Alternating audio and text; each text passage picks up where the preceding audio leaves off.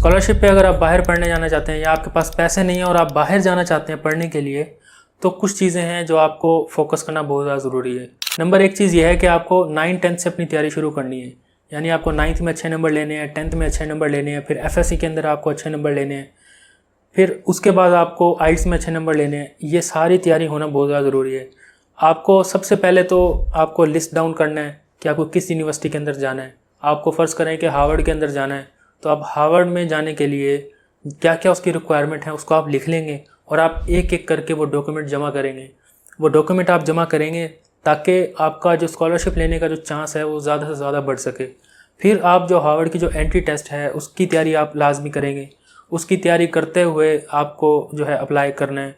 जब आपकी ये सारी तैयारी होगी, आपकी शुरू से जब तैयारी होगी ना हार्वर्ड में जाने की या किसी और अच्छी यूनिवर्सिटी में, स्टैनफोर्ड है, यूके में कई यूनिवर्सिटीज़ हैं, ऑस्ट्रेलिया में है, अगर आपकी शुरू से ये तैयारी होगी तो तब आपके स्कॉलरशिप लेने के चांसेस जो हैं वो बाकियों की निस्बत बहुत ज़्यादा बढ़ जाएंगी और आप एंट्री टेस्ट भी क्लियर कर लेंगे और आप जो है वहाँ पर स्कॉलरशिप भी सिक्योर कर लेंगे। लेकिन अगर आप इस वक्त एफएससी कर चुके हैं या आप बैचलर्स कर चुके हैं और अब आपका वो टाइम चला गया है कि आप हार्वर्ड में या दूसरी यूनिवर्सिटी में नहीं जा सकते, आप उसके स्कॉलरशिप पे नहीं जा सकते, तो फिर आप अपनी अगली डिग्री जो आपने आगे वाली जो डिग्री चूज़ करनी है ना, आप उसका भी क्राइटेरिया सेट कर सकते हैं कि जैसे आप मास्टर्स के लिए जाना चाहते हैं बाहर, तो आपको बैचलर्स में एक ख़ास सीजीपीए है वो लेना बहुत ज़्यादा ज़रूरी है। आप अगर बैचलर्स आपने कर लिया है और आप मास्टर्स के बाद जाना चाहेंगे, अब आपके वो बैचलर्स वाले नंबर नहीं है तो आप ज़ाहिर मास्टर्स के बाद जाएंगे, तो आप मास्टर्स में वो नंबर लें जो आपको पीएचडी के लिए आपको स्कॉलरशिप मिल जाए। तो आप हर स्टेप के बाद भी अपनी तैयारी कर सकते हैं, लेकिन सबसे बेस्ट क्या है कि आप 9वीं 10वीं के बाद तैयारी करें।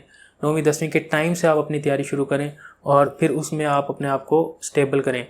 लेकिन अगर आप फिर भी आप अपने पैसा लगाना चाहते हैं, आपके पास पैसे हैं और आप चाहते हैं कि बस मैं बाहर किसी तरीके से चला जाऊं, तब आपको करियर असेसमेंट लेनी चाहिए।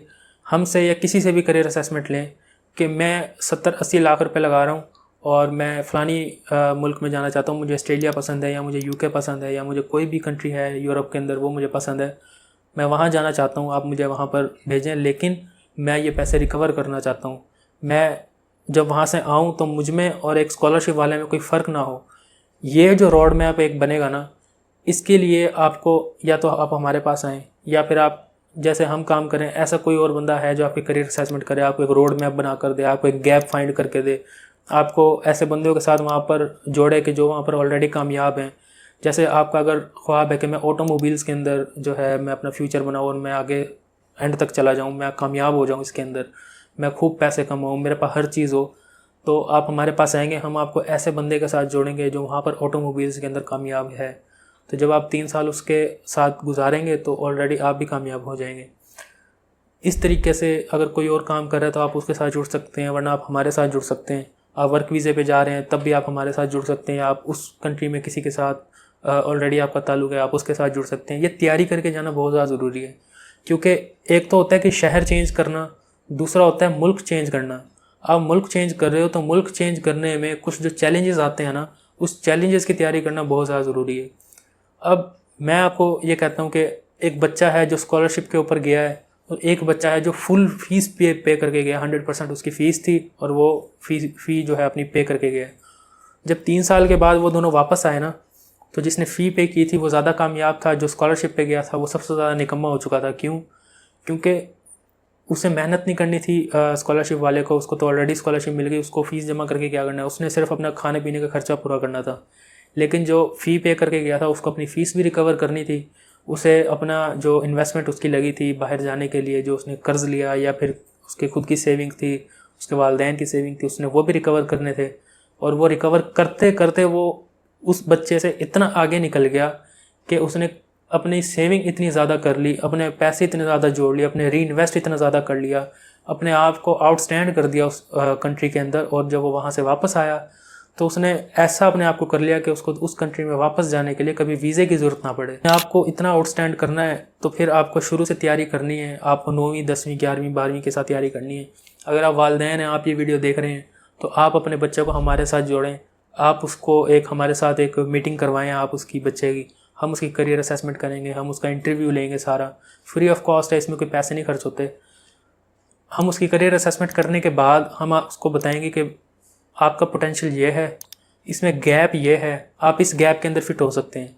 हम उसको उस गैप के अंदर फिट कर देंगे, उसको एक रोड मैप देंगे, वो उस रोड मैप पे चलेगा। हम उसे बताएंगे 9वीं में इतने नंबर ले लो, 10वीं में इतने नंबर ले लो, 11वीं में इतने ले लो, 12वीं में इतने ले लो, तुम्हारा काम हो जाएगा।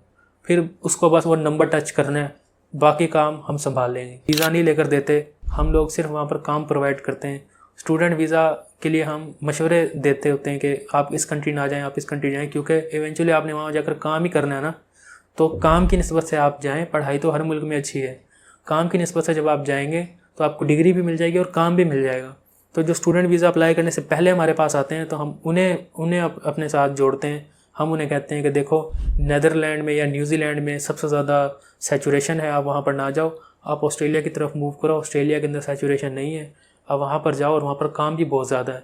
आप ऐसा करो, आप किसी भी फालतू से डिग्री के अंदर ले लो एडमिशन। अगर आपका पढ़ाई के अंदर बिल्कुल भी इंटरेस्ट नहीं है, बस एक वीज़ा लेने की हद तक आप जाना चाहते हो स्टूडेंट वीज़ा पे, तो आप किसी भी, हम आपको मशवरा देंगे कि आप इस फील्ड के अंदर दाखिला ले लें, इसमें पढ़ाई बहुत ज़्यादा कम है और इस बंदे के साथ जाके आपने अटैच हो जाना है और इस बंदे के साथ आपने काम करना है मिलके, और आपका जो फ्यूचर है वो ऑलरेडी सिक्योर हो जाएगा। आपको फिर कोई टेंशन लेने की ज़रूरत नहीं पड़ेगी।